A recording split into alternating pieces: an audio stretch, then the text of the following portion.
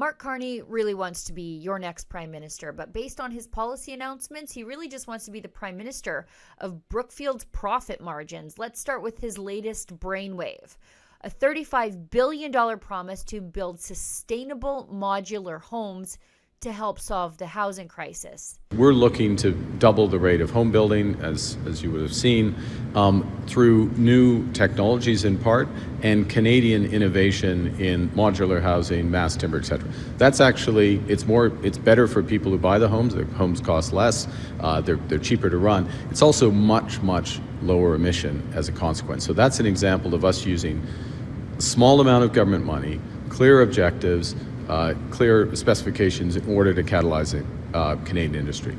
Except, plot twist, Brookfield, the investment giant where Carney was a top executive, is already up to its eyeballs in modular housing. They own Modular Group, one of the world's largest modular infrastructure companies. So when Carney says he's tackling the housing crisis, he means with your money to his benefit in the company he's still heavily invested in. Now, that's not leadership. That's corruption with a green sticker just slapped on top of it. And let's talk about that housing crisis for a second. It's not some natural disaster where the Liberals are just innocent bystanders. It's a man-made catastrophe courtesy of Liberal policies. They're not bystanders. They're the architects of the housing disaster.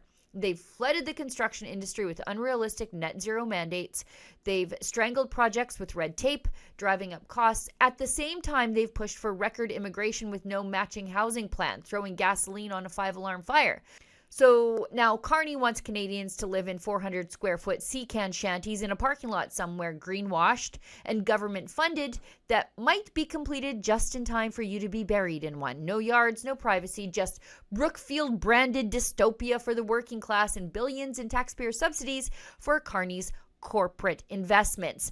Now, that's not the only example of Carney using policy announcements to grow his personal wealth. Carney also pledged to keep Trudeau's anti-pipeline Bill C-69 in place, the so-called No New Pipelines law that's done its best to turn Canada's energy sector into a museum exhibit. Carney says it's about climate leadership, but his company Brookfield is out there buying up pipelines all around the world. We can grow our energy sector while cutting carbon pollution. We can lead the energy transition while ensuring affordable energy at home and building the strongest economy in the G7. We can give ourselves far more than any foreign government, including the United States, can ever take away. They're actively trying to acquire the Colonial Pipeline, one of the biggest refined oil systems in the United States. And they already control natural gas pipelines in Brazil, supplying over half the country's gas demand. So no pipelines for Canadians, but yes to pipelines for Carney's profit margins. You got to protect those markets he's heavily invested in from Canadian competition, you see. Now, that's not environmentalism. That's economic sabotage with the PowerPoint deck. And before anyone gets nostalgic about government-run construction post-World War II, let's take a look at the last time they hijacked a project. The Trans Mountain Pipeline. The feds took it over from the private sector, smothered it in bureaucracy, and the result? A 700% cost overrun, years of delays, and a taxpayer-funded disaster. Now these people want to build your house. And let's not forget that Carney used his former position as Trudeau's economic advisor to leverage a $250 million loan from a Chinese state-linked bank. After Justin Trudeau named Mark Carney his economic advisor, giving him massive power over public policy in Canada, Mr. Carney went over for meetings in Beijing where he just had secret talks with the deputy governor of the Chinese central bank. 2 weeks later, Brookfield got a $250 million loan. What did they talk about? What did Mr. Carney in his role as Trudeau's economic advisor offer China? Why would he be having secret meetings with top government-controlled bankers about getting a $250 million loan while he was supposed to be acting in Canada's interest as the Prime Minister's economic advisor?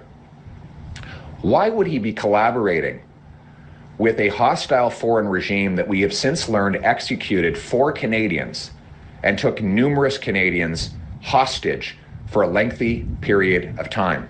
Of course, now China is protecting their asset, Mark Carney, by helping him win the election. We are aware of an information operation targeting the 45th general election on the social media platform WeChat. The information operation was launched by Yoli Yomien, WeChat's most popular news account. Intelligence reporting links the Yoli Yomien account to the PRC, Chinese Communist Party's Central Political and Legal Affairs Commission. The content of this information operation contains story about the Prime Minister, Liberal Party of Canada leader, and candidate in Nepean, Mark Carney. This content has been amplified in a coordinated and inauthentic way. This information operation had contrasting positive and negative narratives, first amplifying Mr. Carney's stance with the United States, and then targeting his experience and credentials. The site task force assesses that the foreign state-backed information operation was intended to influence Canadian Chinese communities and look to mold perceptions about the candidate. Canadians don't need prefab boxes and prepackaged lies. We need homes we can afford, energy we can access, and a government that actually works for us, not one that uses our tax dollars to line the pockets of Mark Carney's private empire. So from now on, every time we hear a campaign policy announcement from Mark Carney, we shouldn't be asking, how will this help Canada? We should be asking, how will this make Brookfield more money? Because if history's any indicator, the answer is a lot. For Rebel News, I'm Sheila Gunn Reid.